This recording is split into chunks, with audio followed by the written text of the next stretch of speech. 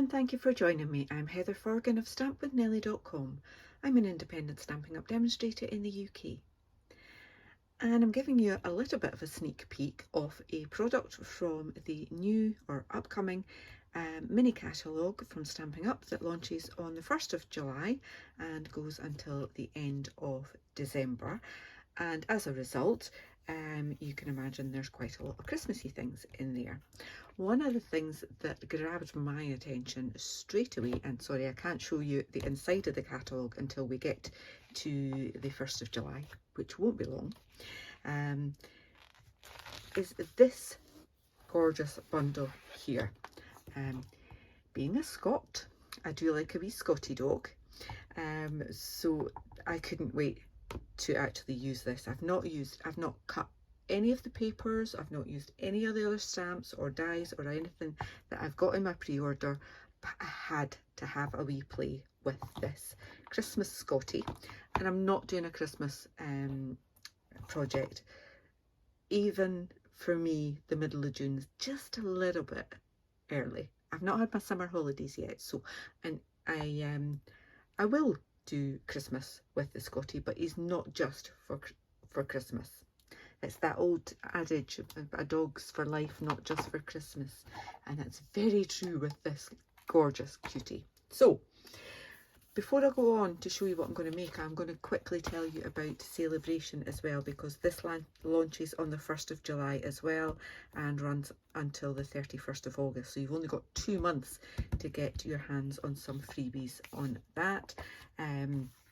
Again, can't show you exactly what's inside, but there's lots of little clues along the bottom there for you. Some hippos, some stamp sets, lovely papers in there. So I will show you more about that soon, but just wanted to give you a little heads up that you can get free products when you shop, when you host a workshop, and also when you join a team.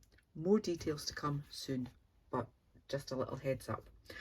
So without further ado, here is this absolutely gorgeous little box made with this stamp set and the punch. So I've made my lid slightly smaller than, and it's very tight. I will rectify that with this one. It does fit. So yeah, I've made the lid less deep than the base of the box.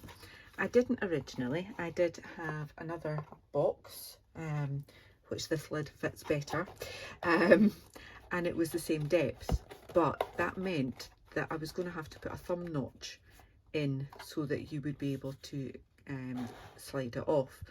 And I didn't really want to do that on any of those gorgeous little doggies. So made another box base, and it gives us that little bit there that you can grab and pull off there. So I have already cut my pieces of card for the base and for the lid, but I'm going to just do the scoring just now. And I'm using my trimmer because I want to show you the measurements of the box as well. So the box base measures 7.5 inches by 6 inches. Okay, and the lid is where it's a little bit different, because I want my lid to be just that tiny little bit wiggle room so you can get it off and on. So my lid, just going by the normal measurements, would be 7 inches, but I have actually taken that to 7 1/16. So there is, let me get this right up here and hopefully not have too much glare on it. So there's your 7 inches, and I just took it to that next little line there, which is 1/16. longer line is an 1/8. Okay, so it's 7 1/8, and then it would have been 5 1/2, but I have taken that to 5 9/16. So you've got your 5 1/2, and it's just one small line to the side of that. So it gives you that extra bit to be able to get your lid off and on.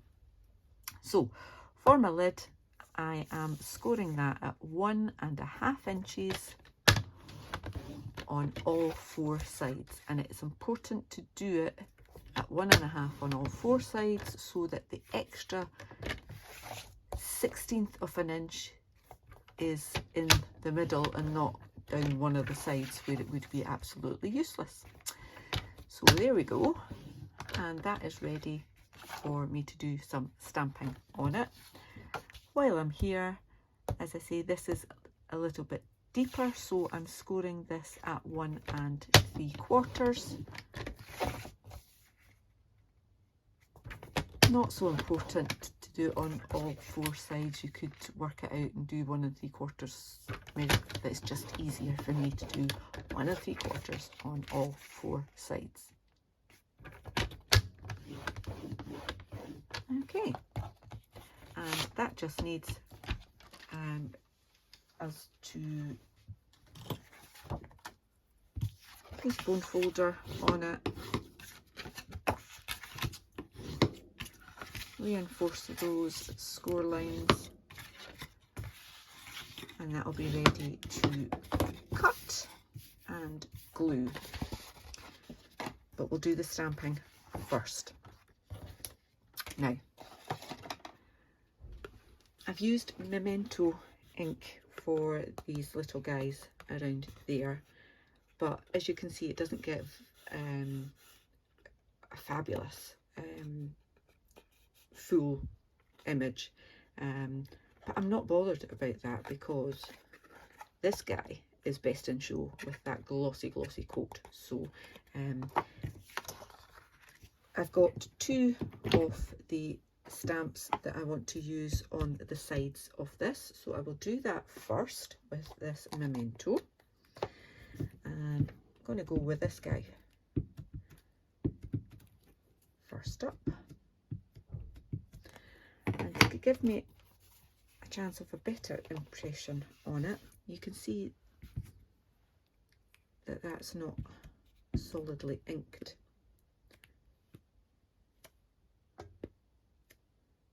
Try and get it as good as I can.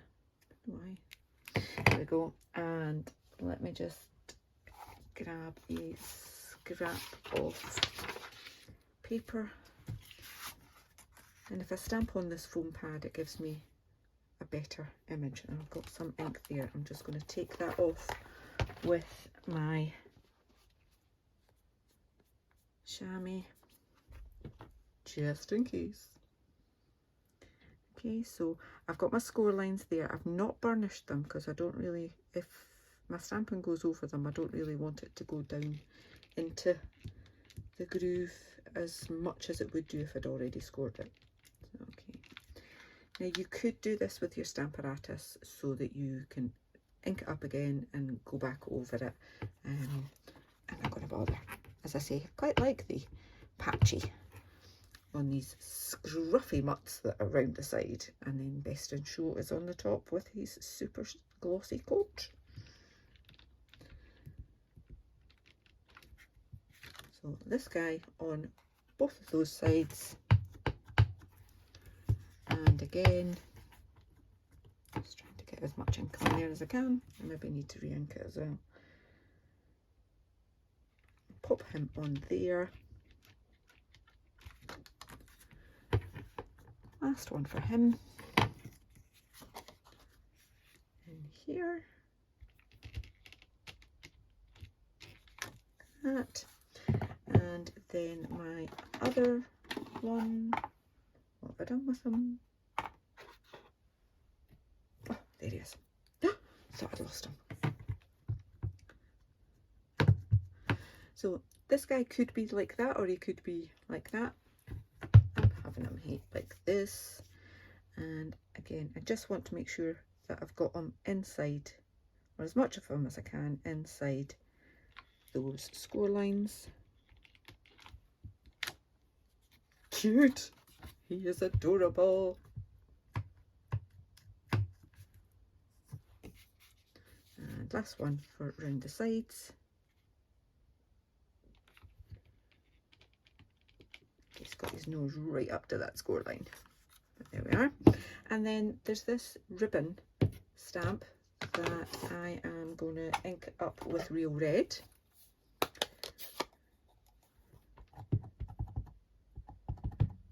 we've got a bit more going on in the background there and in between them. So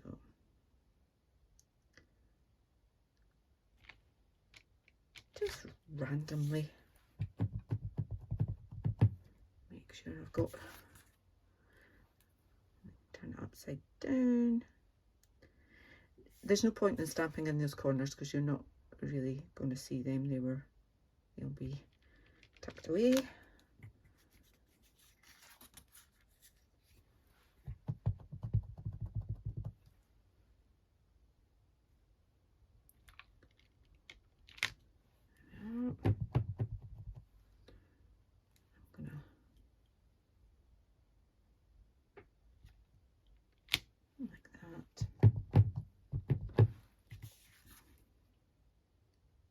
Another one in there.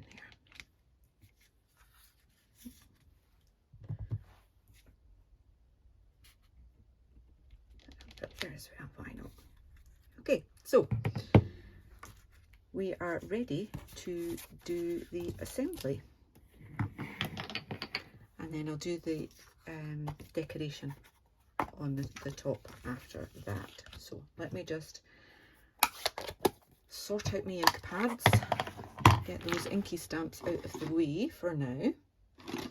So we've got the bit that we've already burnished. We'll just burnish this one as well.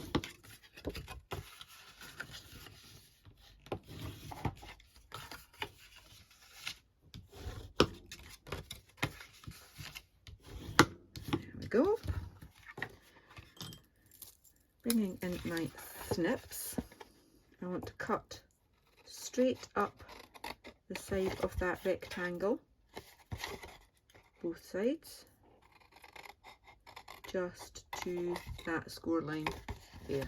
Okay, and then I can take a little wedge out either side of that square just to get rid of some of the bulk in the corners.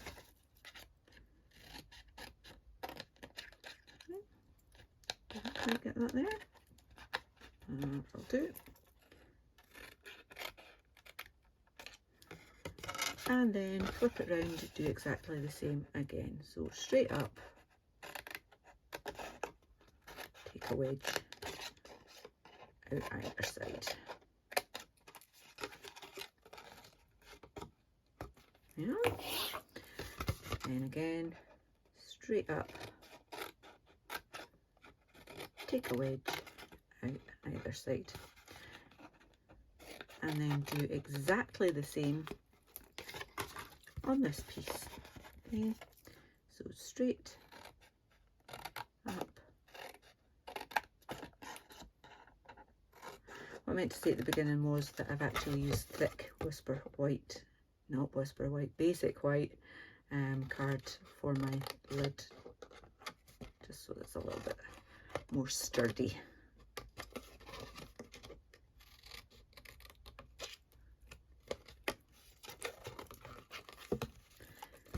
Turn round.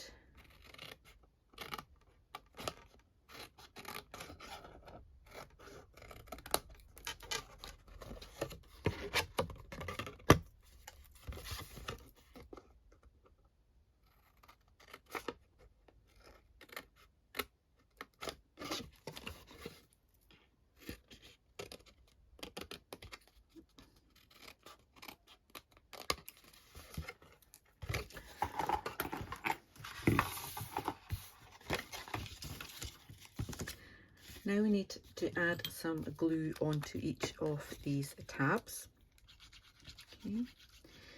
Now you'll note that I don't go right to the edges with my glue, because then I don't have anything smudging out. Okay. If you've watched my videos before, you'll know that wet glue is my preference, because it does give you that little bit of wiggle room. If you've not got it right, you can take it off and put it back in the right place. Okay. And if you use your bone folder just to rub that down, you'll take out any air bubbles and make sure that that glue does get spread out. So again, bring that up and just make sure you've lined that up nice and neatly before you give it a good press. Make sure you're happy with it first. There you go. Give that a little varnish as well. So our box base is made. Oh, jings. Now, on this, I am going to just do this first corner.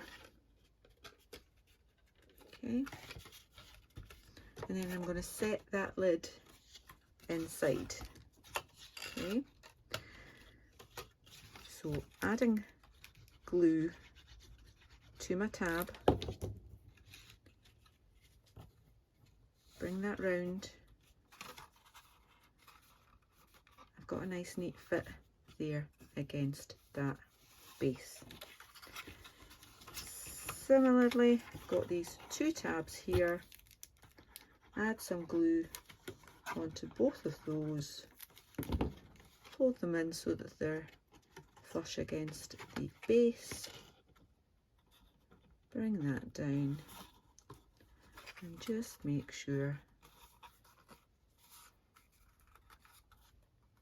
that we're quite neat there. If you've got a little bit of an overhang because you're fitting it to the base, so on there that's not quite straight, but it is a nice neat fit, and that's more important, because I can take that out and then I can use my snips just to tidy up any overhang on there. Just that wee bit there. It's probably just because I didn't cut it very straight. Again, give that a good burnish on the inside as well. And there we have our very neat fitting lid. Okay, so you can take it off and on fairly easily, but once it's on, it takes a bit of going to actually get it to fall off. Okay, so I can hold it upside down, it won't fall. I have to try and actually shake it off. Okay, decoration now. Got a little piece of this basic white, and I'm going to do a little bit of embossing buddy, and that's one of the other things that's in the new catalogue, is that we've got an embossing kit, toolkit. So it will have a tray thing with a stopper at the end. I haven't ordered it yet, but I think it will be on my next order. So you get the tray for collecting it and pouring it back into your jars. It has an embossing buddy, and it also has, actually I want to do it this way, it also has a little brush to take away any excess powder, and it has a pair of tweezers that have I don't know if it's plastic or rubber, but it's non-metallic at the end, so that you don't burn your fingers because the metal tweezers, the ends can get really hot as well, and then you forget. So I'm using black embossing powder. As you'll see, there are a little bit there.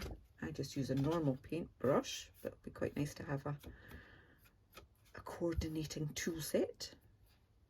Just taking off those little excess granules.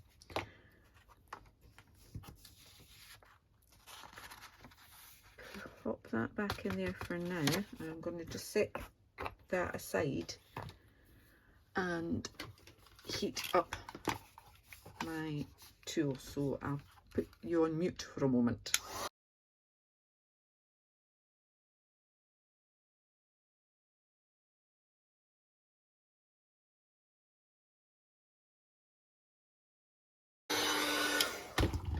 Now while that is still hot, I'm going to add more embossing powder over it.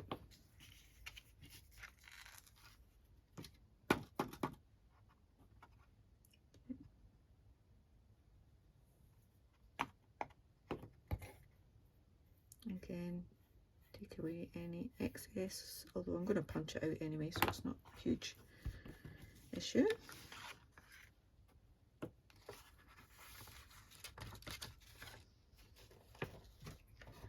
And go back for the second heat.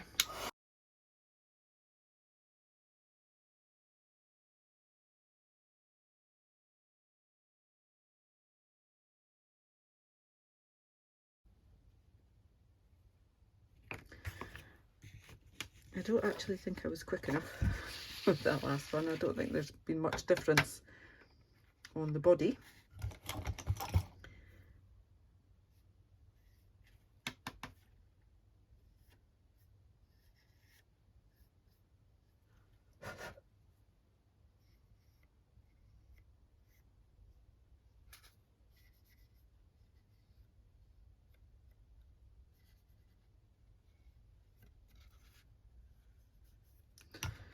So third time's the charm.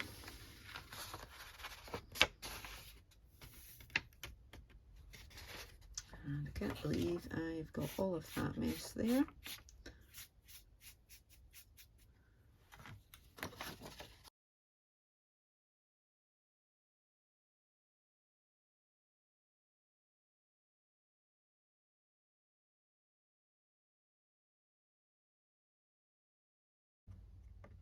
He is now super, super glossy on there.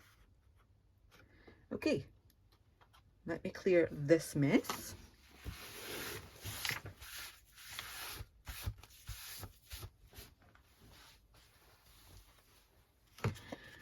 And do make sure that this has cooled down before you punch it.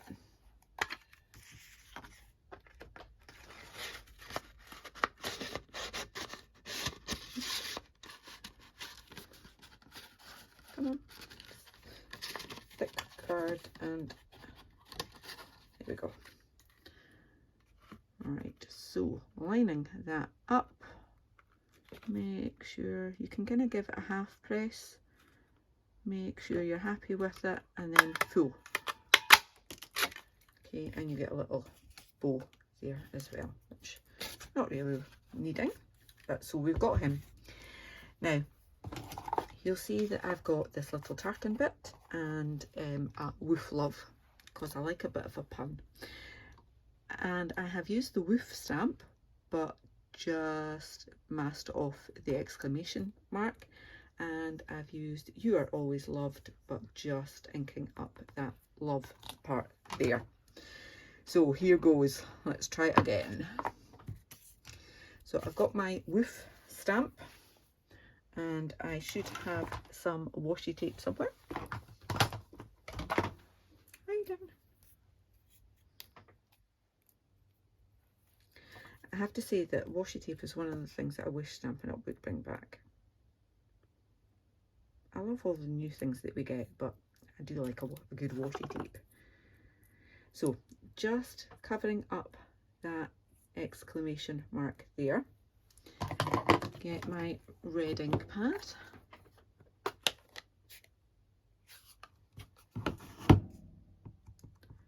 ink that up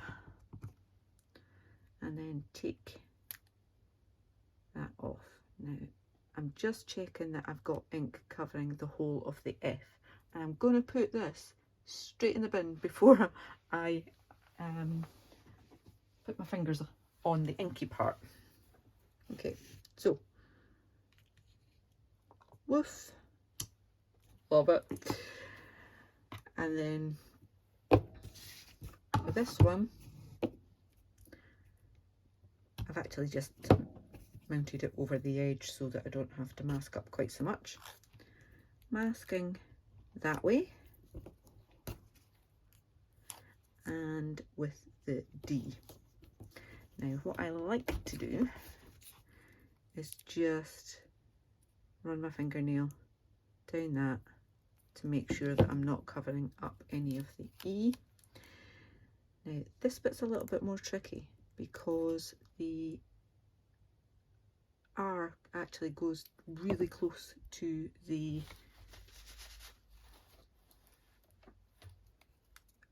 the love bit there, so I'm going to do it that way first of all, and then I'm just going to put a tiny little bit there. The alternative is to use the Stampin' Right marker, but if you don't have one, it's not a problem. Okay, now I have inked up that bit there by mistake. It's not a problem because it's going to be well out of where I want it to be. Again, make sure you take your tape off and pop it in the bin, especially if you're as accident prone as I am. Now the thing is, you probably do have another stamp somewhere in your collection that says love, so you could just use that because they are different types, different fonts anyway, so not a problem. Okay, let's line this up. Now I've got a tiny bit, I can see a tiny bit of ink on that D. While I'm here, I'll just take that off as well, or the majority of it off anyway. Okay, happy with that. Just gonna stamp that above. Oh no, I've done it the wrong way. It's supposed to be there. Oh, back with you in a moment.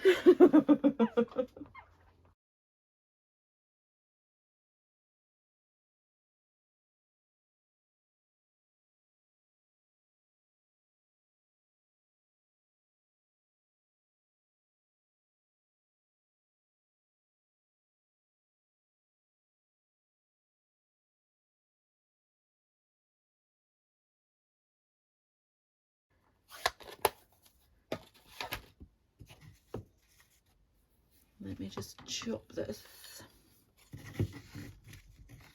That will get die cut.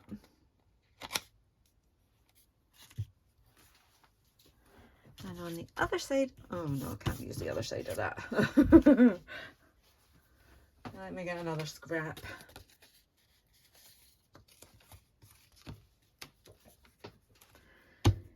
Need the check.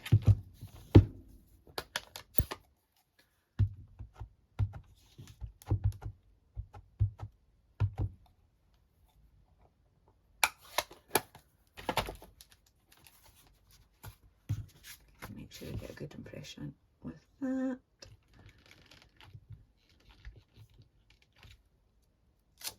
And ready to die cut that as well. So I'm going to have a tidy up and take some of this ink off my hands and die cut these two with the Beautiful Shapes dies, which I got at the side here, covered up. So the smaller one for the sentiment, and then the next one up for that piece there. So back with you in a second. All right, so I've now die cut those two pieces with those Beautiful Shapes dies. Add some glue to the back of that and just pop it in the middle. so put that on at a little jaunty angle. Not for any particular reason, just wanted to. That on there. Now I have already gone ahead and tied a bow. And this is a new product as well, so it's a set of Real Red and Garden Green ribbons, and they're really pretty, aren't they? So I'm going to add that with glue dots. Find my first glue dot there. And what I like to do is put it either side of the knot so that it kind of keeps the tails where I want them to be.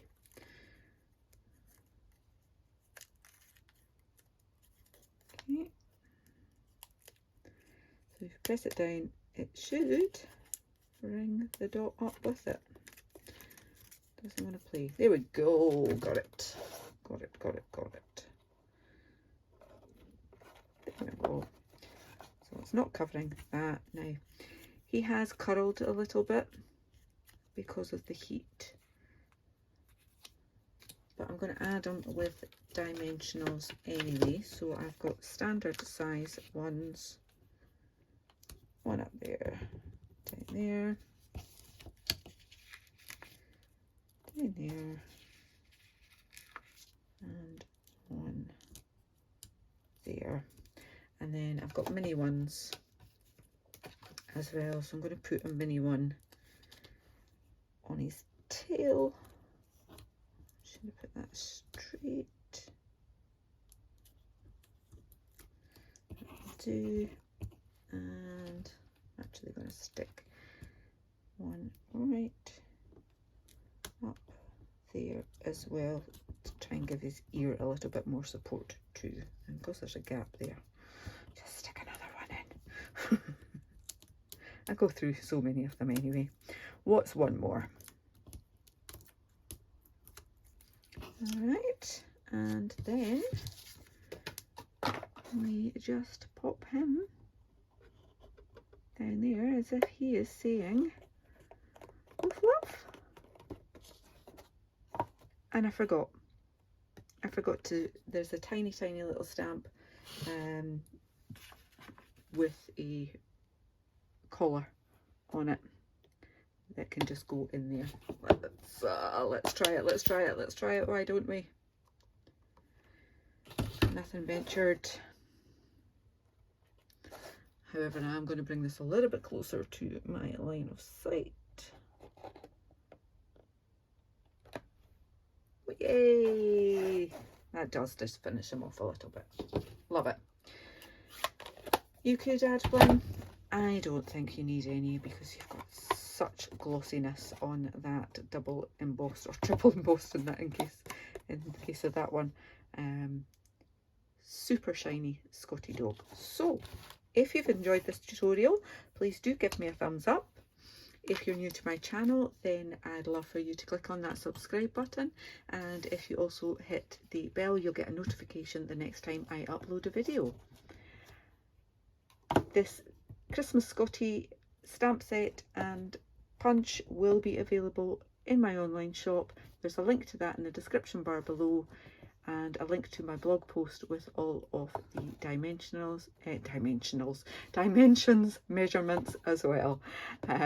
So do click on that to take a look. Thank you so much. Until the next time, take care. Bye bye.